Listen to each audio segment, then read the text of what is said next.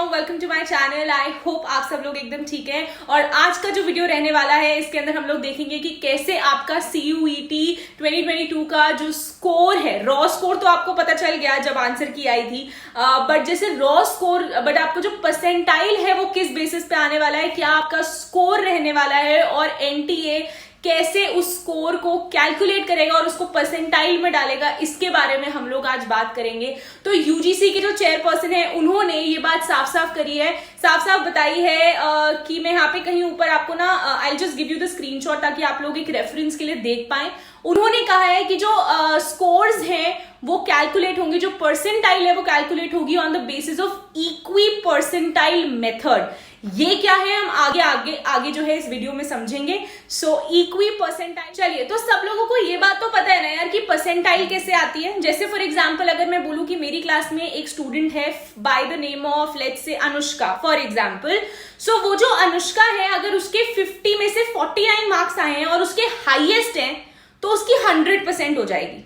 समझ रहे हो, मतलब कि जिसके हाईएस्ट उसका 100% हो गया, उसके बाद फिर जिनके 48 आए हैं या 47 आए हैं वो फिर उस हिसाब से परसेंटाइल घटती रहेगी। तो जिसके हाईएस्ट है उसका 100% हो जाएगा। ये परसेंटाइल सिस्टम है। इक्वी परसेंटाइल का क्या मतलब होता है? इक्वी परसेंटाइल का एक बहुत सिंपल मीनिंग है, देखो आप समझने की कोशिश करो। आप सब लोगों को पता है कि जो एग्जाम्स हैं वो काफी सारे फेजेस में हुए हैं, बहुत सारे फेजेस में कंडक्ट करवाए हैं NTA ने एग्जाम्स, ठीक है। तो मान लीजिए कि there is a student called A and there is a student called B।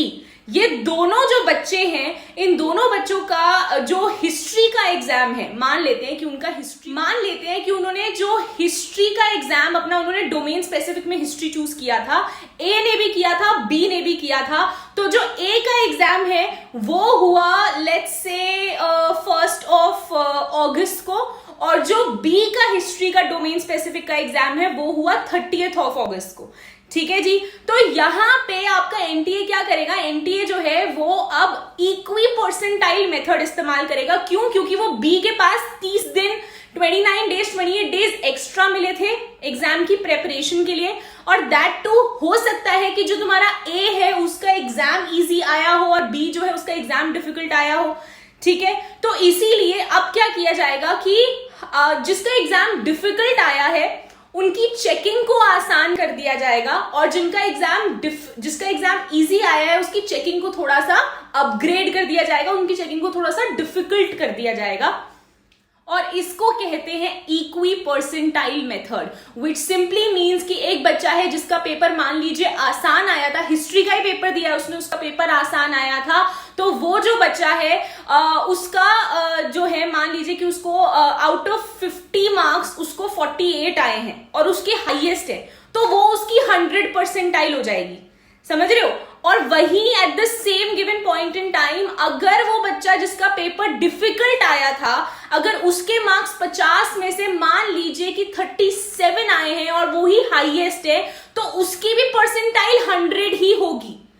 Okay, which simply means, इसका क्या मतलब है? इसका सिंपल सा मतलब है कि जो 48 मार्क्स वाला बच्चा है और जो 37 मार्क्स वाला बच्चा है, दोनों ने अलग अलग टाइम फ्रेम में पेपर दिया था। एक का डिफिकल्ट था, एक का इजी था, लेकिन इनकी परसेंटाइल एक है।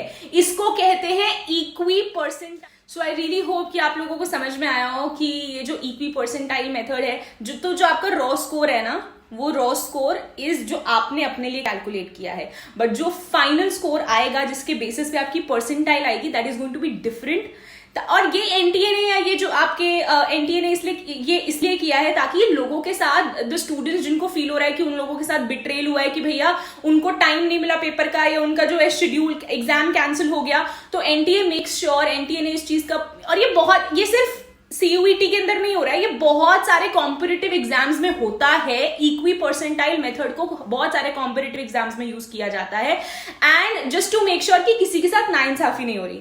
सो I really hope that you got to understand what was this equipercentile method, and इसके अकॉर्डिंगली आप लोगों के स्कोर्स जो हैं वो आप लोगों की परसेंटाइल आएगी। And all wish you guys all the good luck. Thank you so much.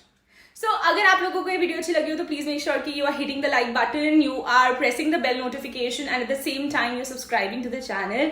And ऐसी बहुत सारी वीडियोस जो है आप लोगों के लिए आती रहेंगी for explaining you the things. If you have any doubt do comment down and let me know. Thank you so much and I am gonna see you guys super soon. Bye bye, take care and have a great day.